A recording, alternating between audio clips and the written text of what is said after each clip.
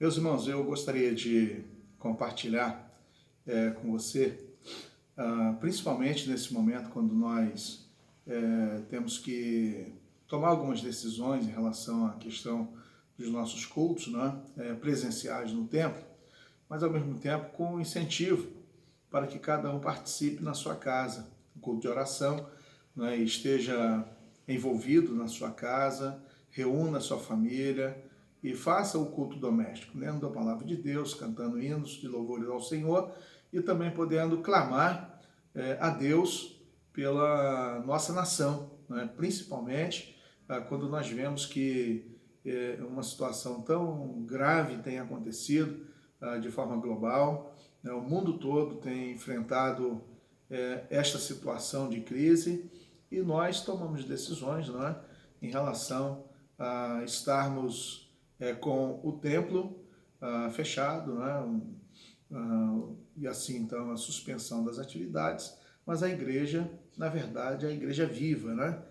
Estamos de forma como igreja na nossa casa e nas atividades que temos que desenvolver todos os dias, né?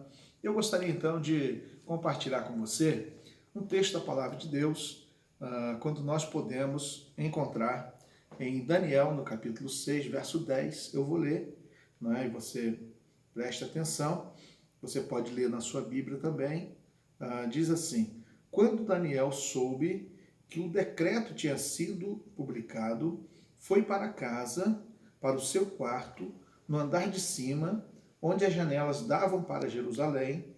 3 vezes por dia ele se ajoelhava e orava, agradecendo ao seu Deus, como costumava fazer. Então esse é o texto que eu gostaria de deixar como meditação aqui para nós, neste momento, né? E principalmente quando podemos aqui destacar algumas coisas. Muitas pessoas buscam a Deus somente quando as situações estão difíceis, não é? Quando enfrenta a adversidade, quando passa pelos problemas, quando precisa de um socorro e a pessoa então ela lembra de orar. Algumas pessoas, na verdade, elas diante de adversidade, elas querem correr para corrente de oração, para vigília de oração, para culto de oração, fazem muitas promessas, não é? Buscam em tantos lugares, mas é importante, né, nós estarmos atentos ao exemplo que Daniel nos traz. Primeiro, ele demonstra para nós, né, diante de uma situação vivida por ele no seu contexto histórico, em que os seus inimigos, não é, fizeram um decreto para que o rei somente fosse adorado durante o espaço dos 30 dias. E diante daquele decreto, que quem infligisse seria lançado na cova dos leões. Mas ele não ficou preocupado. A palavra de Deus então diz para nós que Daniel, ele, diante desse decreto, a atitude de Daniel, ela serve para nós como grande ensinamento.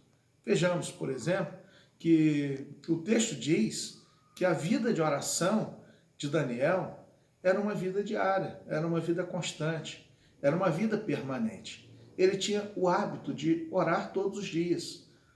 De forma muito direta, o texto diz para nós que ele foi para a sua casa e ele orou a Deus, como ele já costumava fazer todos os dias. Então não foi uma questão isolada, não foi uma atitude de preocupação, não foi uma situação em que ele estava agindo de forma contrária ao que já acontecia, né? Mas ele foi conversar com Deus, ele foi manter a sua comunhão diária com Deus. Isso é importante para nós. Eu gostaria que você pudesse destacar também na sua vida e assim então ter essa lição, não é, como um ensinamento muito profundo, não é?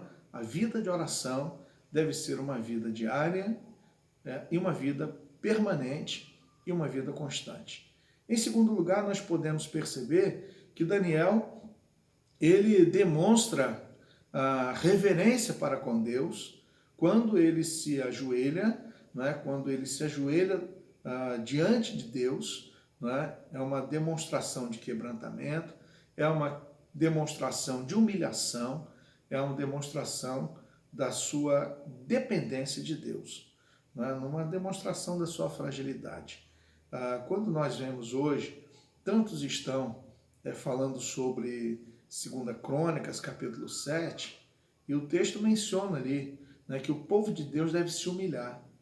1 Pedro, ao enfrentar também as dificuldades das perseguições e o encorajamento que ele leva para o povo de Deus espalhado, ele também fala da humilhação, para que se humilhe diante da potente mão do Senhor, para que ao seu tempo seja exaltado. Assim então, Daniel nos ensina que a vida de oração, ele demonstra reverência. Uma outra lição importante para nós é que Daniel, ele nos ensina que a oração estava também de forma sendo importante na sua casa. O lugar que ele orava era na sua casa, era no seu quarto, e ele então se voltava para Jerusalém e ele orava. E eu quero dizer para você também que nós devemos fazer isso. A oração e a vida de oração deve ser na nossa casa. Devemos buscar o Senhor, devemos orar como família, devemos orar individualmente, devemos ter um local para a gente poder buscar o Senhor, não é? E eu gostaria de incentivar também a você seguir o exemplo de Daniel, não é? E principalmente agora, quando estamos sendo aí orientados, não é? Quanto a evitar as aglomerações, a estarmos em casa, a estarmos como família orando ao nosso Deus. E nessa noite é uma oportunidade muito especial para nós fazermos isso, né? Então, a atitude de Daniel foi uma atitude diária, não é? Ele tinha o costume de fazer, foi uma atitude de reverência, ele se ajoelhou ali diante de Deus, foi uma atitude também em que ele tinha consciência da presença de Deus no seu quarto, não é? E assim também somos nós. Podemos e devemos considerar que a oração de Daniel, ela apresenta para nós, além dessas lições do verso 10, mostra de forma muito específica que a oração de Daniel foi atendida. Deus fez mais do que, na verdade, ele esperava. No texto não diz que ele tenha pedido livramento, que ele tenha pedido uma intervenção, apenas ele foi falar com Deus, foi orar, conversar com Deus, manter a sua intimidade com Deus, e Deus, assim então, enviou o livramento, Deus tapou a boca dos leões, Deus protegeu a vida de Daniel, Deus restaurou Daniel a sua posição, o seu cargo, e Deus foi exaltado pela vida de Daniel. Isso é muito importante, não é? Quando nós podemos, através da nossa fé, das nossas ações, também podemos glorificar o Senhor. E a maneira como Deus foi exaltado, eu quero ler para você, no verso de número 22, diz assim: o meu Deus enviou seu anjo que fechou a boca do leão, ele não me fizeram mal algum, pois